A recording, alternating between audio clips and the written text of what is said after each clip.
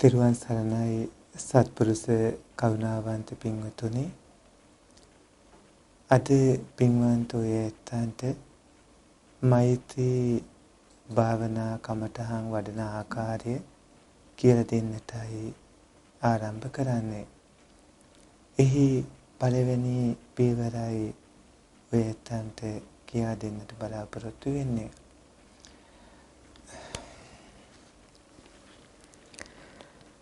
නමෝ තස්සේ භගවතු අරහතු සම්මා සම්බුද්දස්ස. නමෝ තස්සේ භගවතු අරහතු සම්මා සම්බුද්දස්ස. නමෝ තස්සේ භගවතු අරහතු සම්මා සම්බුද්දස්ස.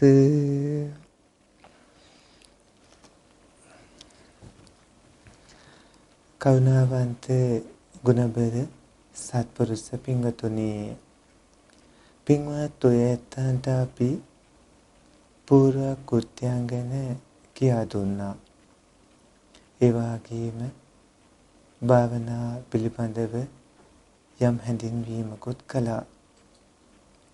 පින්වතුනි, ආනාපාන සති භාවනා වඩන විදිහත් ඔය ඇත්තන්ට උගන්වමින් සිටින්නේ. ඒ අතරේ මෛත්‍රී භාවනා කමඨහන් ගැන කියා දෙන්නයි අද සූදානම් වෙන්නේ. කරුණාවන්ත ගුණබර සත්පුරුෂ පින්වතුනි, පූර්ව කෘත්‍ය සම්පූර්ණ කරමින් බුද්ධානුස්සති, මෛත්‍රී, අසුභ, මරණ කියන සතර ආරාසක භාවනා වඩන යෝගාවචර පින්වතුන්ගේ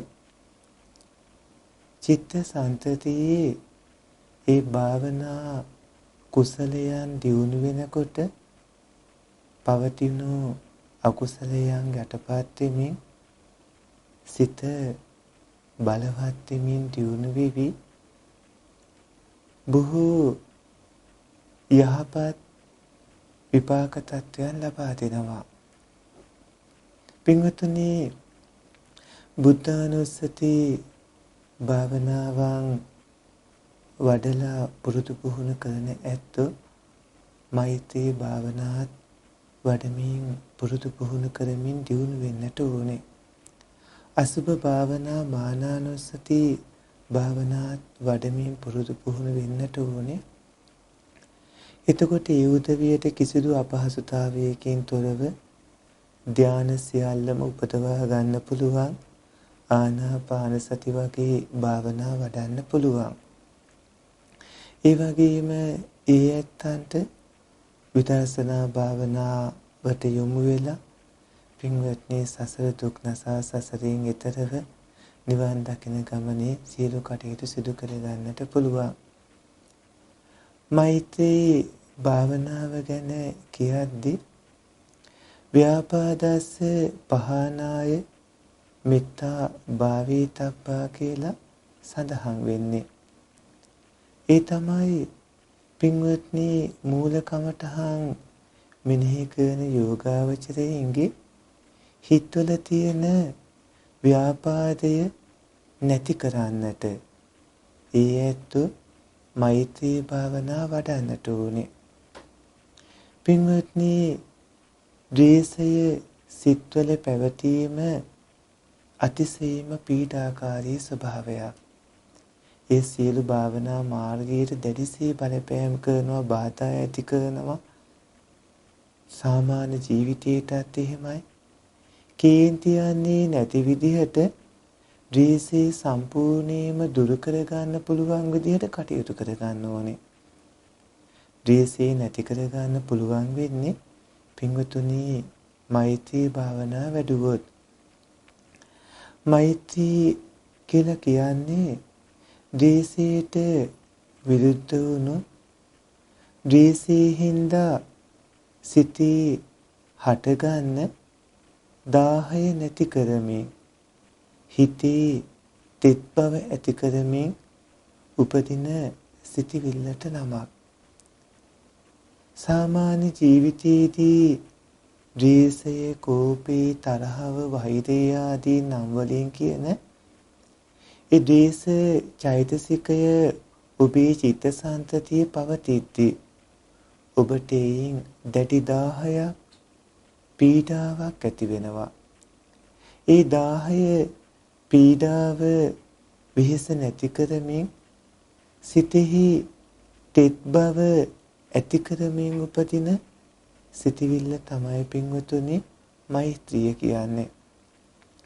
මෙච්චතිති මෙත්තා කියලා ඒ විස්තර වෙනවා.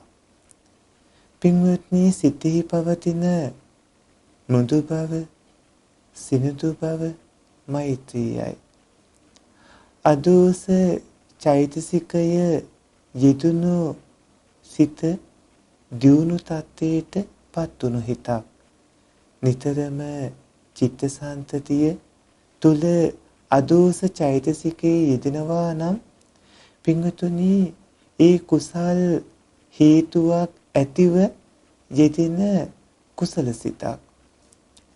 අදෝස චෛතසිකය යෙදෙමින් පවතින චිත්තසංතානයක් නිතර තමන්ට තියෙනවයි කියන්නේ කුසාසිත සමගයි ඒ කෙනා ජීවත් වෙන්නේ. ද්වේෂය කියන්නේ අකුසල හේතුව.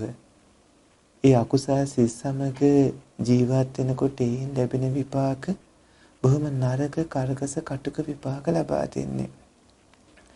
පින්වත්නි කෝපය සංසිඳ වීම මෛත්‍රී භාවනාවෙන් ලැබෙන විශේෂම සම්පත්තිය වෙනවා. මෛත්‍රී භාවනා වඩන පින්වතුනි ආනිසංස 11ක් ලැබෙනවා. සුඛං සුපති, සුඛං පටිපුච්ඡති, නපාපකං සුපිනම් පස්සති, මනුස්සානම් පියෝ හෝති, අමනුස්සානම් පියෝ හෝති, දේවතා රක්ඛන්ති, නාස අග්ගිවා විසන්වා සත්තන්වා කමති, තුවටං චිත්තං සමාධියති, මුඛවන්නෝ විප්පසීදති, අසම්මුල්හෝ කාලං කරෝති, උත්තරින් අප්පටි විච්ඡන්තෝ බ්‍රහ්ම ලෝකෝ භගෝ හෝති. සුඛං සුපති කියලා කියන්නේ සුවසී නිදා ගන්න පුළුවන්. සුඛං පටිපුච්ඡති කියන්නේ සුවසී පිපිදෙන්න පුළුවන්. නපාපකං සුපිනම් පස්සති කියන්නේ පවිතු නපුරු හීන පේන්නේ නැහැ. මනුස්සානම් පියෝ හෝති කියන්නේ මිනිසුන්ට ප්‍රියමනාප වෙනවා. අමනුස්සානම් පියෝ හෝති කියන්නේ අමනුස්සයින්ට ප්‍රියමනාප වෙනවා. දේවතා රක්ඛන්ති කියන්නේ දෙවියන්ගේ ආරක්ෂාව රැකවරණේ ලැබෙනවා. නාස අග්ගිවා විසන්වා සත්තන්වා කමති කියන්නේ ගින්නෙන් වසවිසෙන් අවියාවිත වලින් කිසිදු හානියක් ආදරයක් පීඩාවක් වෙන්නේ නැහැ. තුවටං චිත්තං සමාධියති කියන්නේ සිත වහා එකඟ වෙනවා. මුඛවන්නෝ විප්පසීදති කියන්නේ මොහොන ශරීර පැහැපත් වෙනවා. අසම්මුල්ලෝ කාලං කරෝති කියන්නේ සිහි මුලාවටපත් වෙලා මානෙටපත් වෙන්නේ නැහැ. මෛත්‍රී භාවනාවෙන් නීවරණ ධර්මයන් නැති කරමින් ධ්‍යාන උපදවා ගන්න පින්වතුන් ඒ අර්පණා කියලා කියන උපදවාගත් ධානයෙන් පිරිහෙන්නේ නැතුව කටයුතු වෙද්දී මානින් මත්තේ බ්‍රහ්ම ලෝකේ පවා උප්පත්තිය ලබනවා. පින්වතුනි මේ වගේ මෛත්‍රී භාවනාවෙන් ඊටාම සුවිශේෂී ආනිසංස 11ක් ලැබෙනවා. ඔයත් මෛත්‍රී භාවනා වඩමින් ඔබේ කෝපය, ඔබේ ද්වේෂය, ඔබේ තරහව ඔබ නැති කරගන්නට ඕනේ.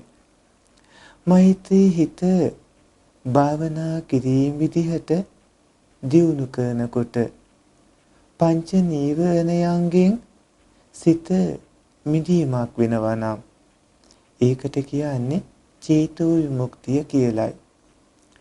කාමච්ඡන්දය, ව්‍යාපාදය, තිනමිද්ධය, උද්ධච්ච කුක්කුච්චය විචිකිච්ඡාව කියලා පින්වතුනි නීවරණ ධර්ම පහක් තියෙනවා. මේ නීවරණ ධර්ම පහෙන් ඔබේ සිත මුදවා ගන්නට මෛත්‍රී භාවනා වැඩිමෙන් පුළුවන්කම ලැබෙනවා.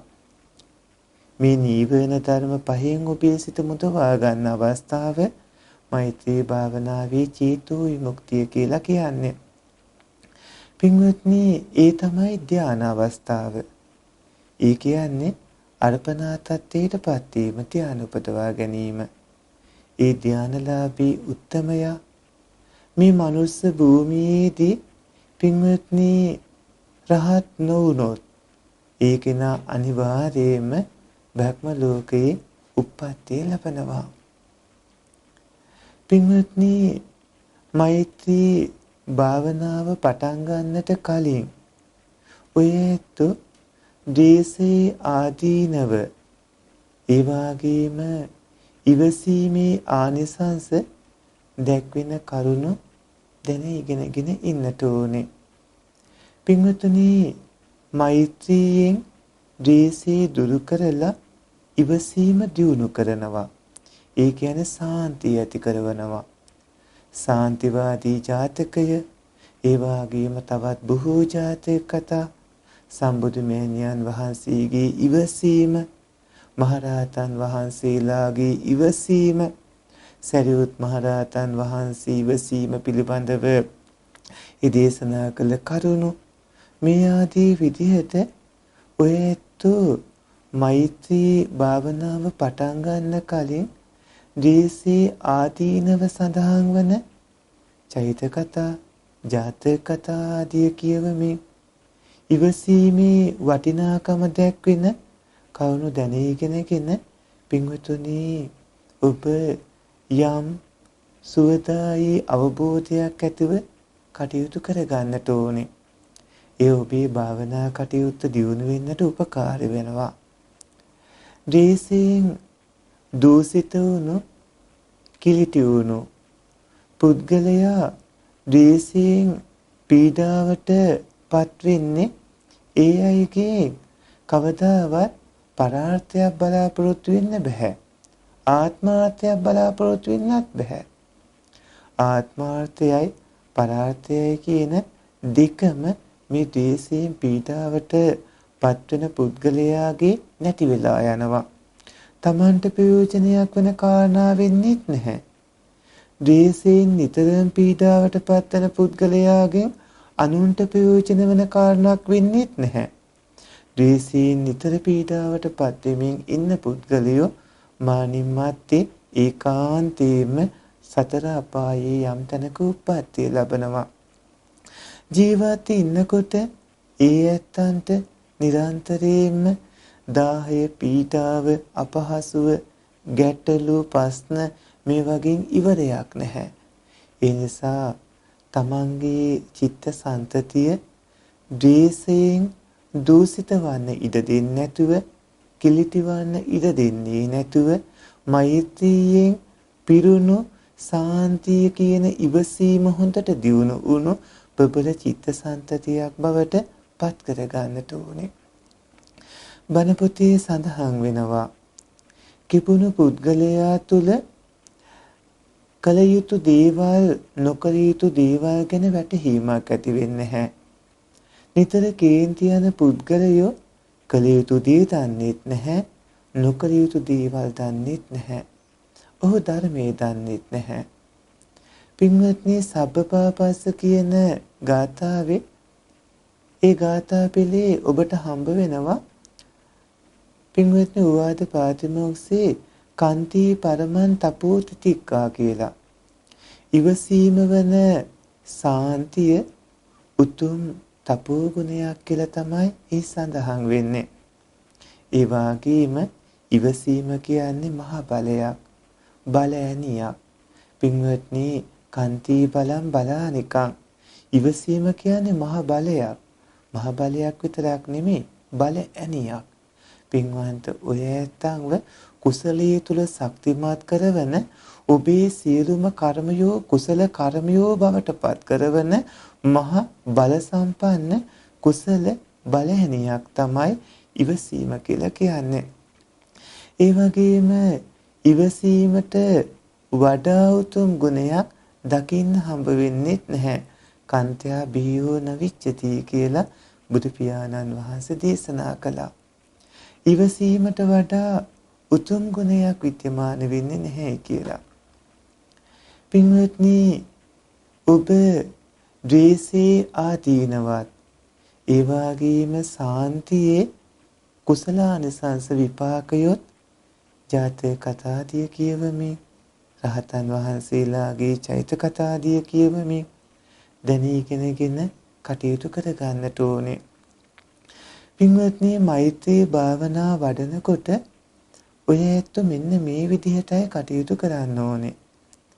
අපේ විසුද්ධි මාර්ගයේ ඒ වගේම මෛත්‍රී භාවනාව ගැන සඳහන් වන සූත්‍ර දේශනාවලදී අනිකුත් ධර්ම ග්‍රන්ථවලදී පින්වත්නි මෛත්‍රී භාවනා වඩන පිළිවෙල සඳහන් වෙනවා. මෛත්‍රී භාවනා වඩද්දී මුලින්ම ඔය ඇත්තු අප්‍රිය අයටත් ඒ වගේම අතිප්‍රිය අයටත් මධ්‍යස්ථ අයටත් ඒ වගේම ඔබට වෛරී අය කියන මේ හතර දිනාට පටන් ගatti මෛත්‍රී භාවනා නොකළ යුතුයි, මෛත්‍රී නොවැඩිය යුතුයි. ඔයත් මෛත්‍රී භාවනා ආරම්භ කරනකොට පින්වත්නි මෛත්‍රී භාවනා වඩදී මුල් කාලයේදී අප්‍රිය අය, අතිප්‍රිය අය, මධ්‍යස්ථ අය, වෛරී අය කියන මේ හතර දිනාට මෛත්‍රී නොවැඩිය යුතුයි. ඒ වගේම තමයි පිරිමි අය කාන්තාවන්ටත්, කාන්තාවන් පිරිමින්ටත්, ඒ කියන්නේ විරුද්ධ ලිංගිකයින්ට මෛත්‍රී නොකළ යුතුයි. විරුද්ධ ලිංගිකයින්ව සිහිපත් කරනකොටම බුරබුරා රාගය මතුවෙනවා, කාමයේ මතුවෙනවා. බුරබුරා කාමයේ රාගයේ මතුවේද්දී ඇති වෙන්නේ අකුසල්සේ. ඒ චිත්තසංතතිය කාමරාගාදීන් දූෂණය වෙලා, දූෂිත වෙලා, රාගයෙන් දූෂිත වුණු ඒ කාමයෙන් පිරුණු එවැනි චිත්තසංතතියක මෛත්‍රිය ඇති කර ගන්න බෑ. පින්වතුනි කුසලයෝ නෙමෙයි ඇති වෙන්නේ චිත්තසංතතිය අකුසලයෝ. ඒ නිසා කොයි මොහතකවත් විරුද්ධ ලිංගිකයින්ට මෛත්‍රී නොකළ යුතුයි. ඒ තමන්ගේ චිත්තසංතතියේ රාගය, කාමය ඉස්මතු වන හින්දා. ඒ වගේම තමයි කෙනෙක් මැවුනට පස්සේ ඒ මියගිය කෙනෙක්ව සිහිපත් කරලා ඒ මලමිනියට නැත්නම් මියගිය මලවුන්ට මෛත්‍රී නොවැඩිය යුතුයි. පින්වත්නි මලවුන් සිහිපත් කරලා ඔවුන්ට මෛත්‍රී වැඩුවට ඔය ඇත්තන්ගේ චිත්තසංතතියේ අඩුමතරමේ උපචාරයක්වත් හටගන්නේ නැහැ. ඒ කියන්නේ උපචාර සමාධි අවස්ථාවකටවත් පත් වෙන්නේ නැහැ කියන්නේ ධානය ගැන මොන කතාවද? ඒ නිසා උපචාර ධානාදී කිසිවක් නොලැබෙන හින්දා මියගිය අයට මෛත්‍රී වැඩිම නිරර්ථක දෙයක්. ඒ වගේම මෛත්‍රී භාවනා වඩන පින්වත්නි පිළිවෙලක්. ඒ කියන්නේ පුද්ගල පටිපාටියක් වගේම ඒ සඳහා යොදන වචනවලත් සැලකිය යුතු පිළිවෙලක් තියෙනවා. මෛත්‍රී භාවනාවේ ඊටා පැහැදිලි පිළිවෙලක් තියෙනවා. ඒ පැහැදිලි පිළිවෙල දැනගන්නට ඕන. ඒ තමයි පුද්ගල පටිපාටිය. ඒ වගේම පින්වතුනි වචනවල පිළිවෙල. මෙතනදී පුද්ගල පටිපාටිය කිව්වහම මුලින්ම මෛත්‍රී කරන්න ඕන පිළිවෙල ගත්තාම මුලින්ම මෛත්‍රී කරන්න ඕනේ තමන්ට. දෙවැනියට මෛත්‍රී කරන්න ඕන හිතවතුන්ට. තුන්වෙනියට මෛත්‍රී කරන්න ඕනේ මැදහත් මධ්‍යස්ථයින්ට. හතරවෙනියට මෛත්‍රී කරන්නට ඕනේ පින්වත්නි සතුරන්ට. කොයි මොහොතකවත් Tamanට මෛත්‍රී නොකර සතුරා මධ්‍යස්ථයෙන් හිතවතුන් වගේ අයට මෛත්‍රී කරන්න පටන් ගත්තොත් ඒ කෙනාගේ චිත්තසංතතිය දුර්වල වෙනවා. තරහදී ඉස්මතු වෙන්න පුළුවන්. ඒ නිසා Tamanගේ චිත්තසංතතියෙන් තරහව නැති කරගෙන කටයුතු කරගන්නට ඕනේ. මුලින්ම Tamanට මෛත්‍රී කරන්න ඕනේ.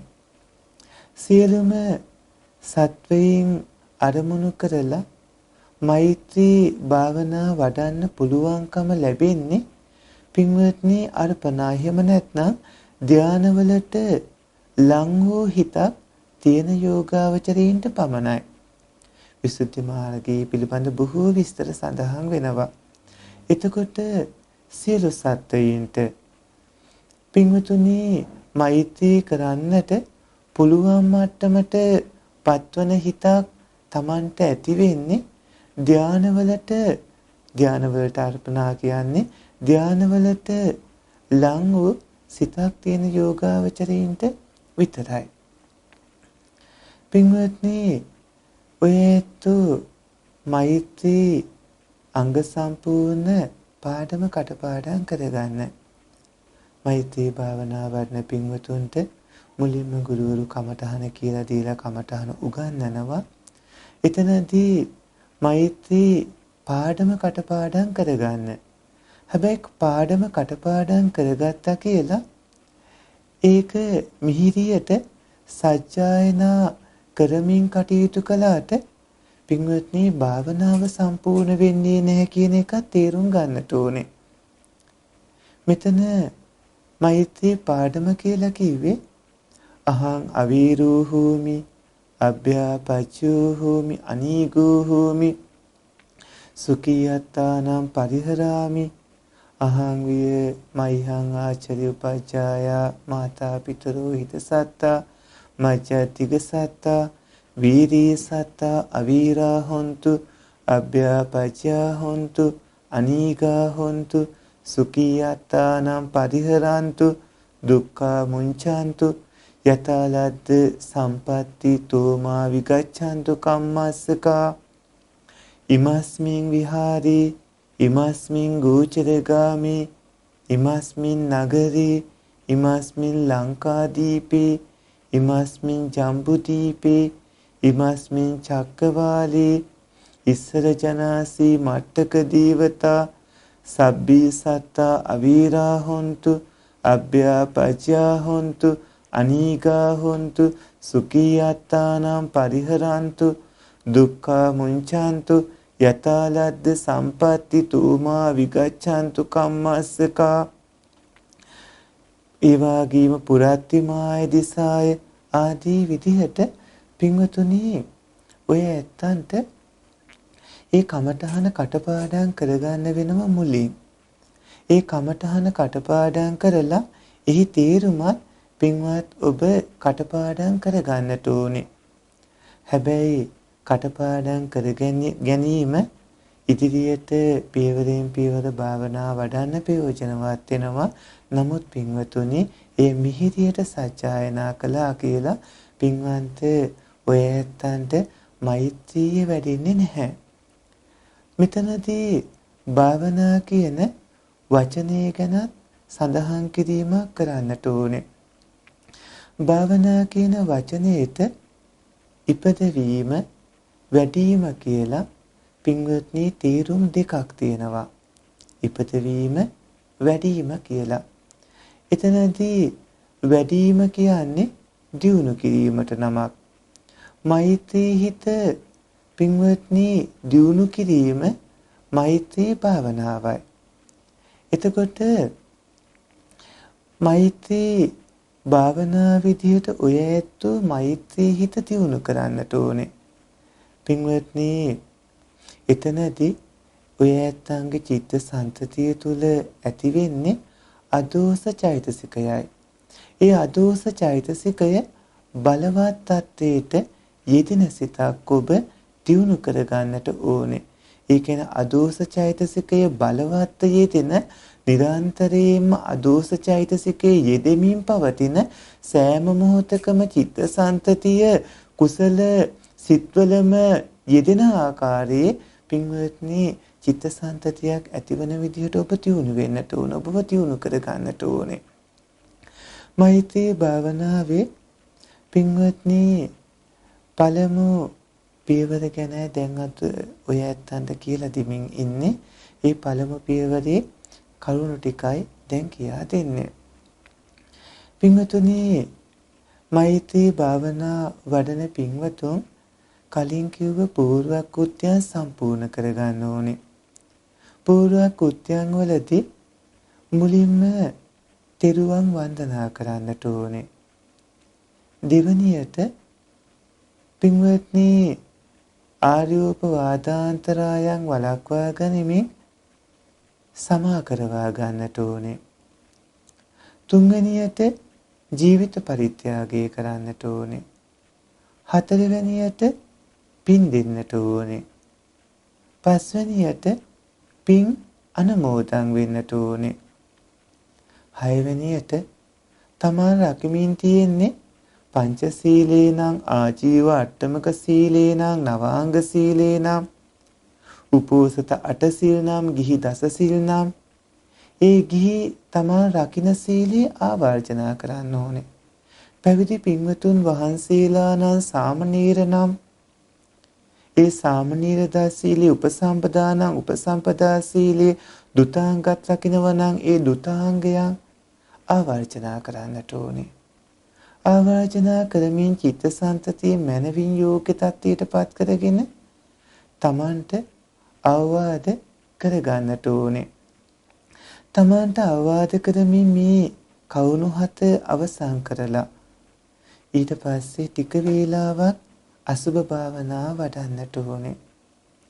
ටික වේලාවක් මානානුස්සති භාවනාවත් වඩන්නට ඕනේ. ටික වේලාවක් බුදුගුණ භාවනාත් වඩන්නට ඕනේ. ඒ විදිහට ප්‍රීතිය උපදවා ගන්න ඕන. ප්‍රීතිය උපදවාගෙන මෛත්‍රී භාවනා වැඩිම සඳහා මේ විදිහට අදිස්ථානයක් ඇති කර ගන්න ඕනේ. ඒ අදිස්ථානයේ තමයි මාගේ ඇසාදී ඉන්ද්‍රියයෝ පිටතට නොදුවත්වා මාගේ සිත මෛත්‍රී අරමුණින් පිට කිසිවකට නොයත්වා මෛත්‍රී අරමුණෙහිම මාගේ සිත පිහිටත්වා කොතෙක් දුක් වේදනා පැමිණියත් මේ වේලාවෙන් මෙපිට මම නොනැගිටින්නෙමි. කායික වේදනා කුමක් ඇති වුවත් මේ වේලාවෙන් පිට මම නොනැගිටින්නෙමි කියලා අදිස්ථාන කරගන්නට ඕනේ. එහෙම අදිස්ථාන කරගත්ත ඒ පින්වතුන් ඊට පස්සේ පින්වතුනි තමන්ගේ හිසේ පටන් දෙපතුල දක්වා ශරීරය සිතින් බලන්නට ඕනේ. ශරීරයේ සිතින් බලමින් සිතට අරගෙන ඒ තමාගේ සිතින්ගත් රුව දෙස බලමින් පින්වත්නි මේ විදිහට භාවනා ආරම්භ කරන්නට ඕනේ. මම වෛර නැතික් වෙම්වා මම වෛර නැතික් වෙම්වා මම වෛර නැතික් වෙම්වා මේ විදිහට හිතමින් තමන්ගේ චිත්ත සන්තතියේ ඒ වෛරය කියන දුර්ගුණය වෛරය කියන පහත් ධර්මතාවය නැහැ කියලා වැටහෙනකම්ම ඒ විදිහට මෛත්‍රී භාවනාවේ පළවෙනි පියවරේ පළවෙනි කොටස කරන්නට ඕනේ. මෙනෙහි කරන්නට ඕනේ. මම වෛර නැත්තේක් වෙම්වා කියලා මෙනෙහි කරනකොට පින්වතුනි තමන්ට වැටහෙනවා තමන්ගේ චිත්තසංතතියේ වෛරය නැහැ කියලා. ඒ වෛරය නැහැ කියලා වැටහෙනකොට මම වෛර නැත්තේක් වෙමි මම වෛර නැත්තේක් වෙමි.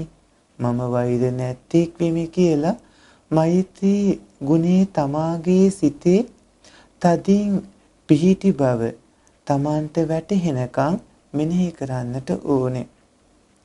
පින්වතුනි, මම වෛර නැත්තේක් වෙම්මා කියලා සිතමින් දුර්ගුණේ නැහැ කියලා වැටහෙනකම් මෙනෙහි කරලා නැහැ කියලා වැටහුණාට පස්සේ මම වෛර නැත්තේක් වෙමි කියලා තමන්ගේ සිතේ මෛත්‍රී ගුණය තදින් පිහිටි බව වැටහෙනකම් ඔය ඇත්ත මෙනෙහි කරන්නට ඕනේ. සිතෙහි වෛරය නැති බව ඔබට දැනෙනවා. ඉන්පස්සේ පින්වන්ත ඔය ඇත්ත දෙවෙනි පියවරට යන්න ඕනේ. ඒ තමයි දෙවෙනි කොටස. පළවෙනි පියවරේ දෙවෙනි කොටස. මම තරහ නැත්තේක් වෙම්මා. මම තරහ නැත්තේක් වෙම්මා. මම තරහ නැත්තේක් වෙම්මා කියලා පින්වතුනි සිතමින් ඒ දුර්ගුණය නෑ කියලා වැටහෙනකම්ම ඔබ මෙනෙහි කරන්නට ඕනේ.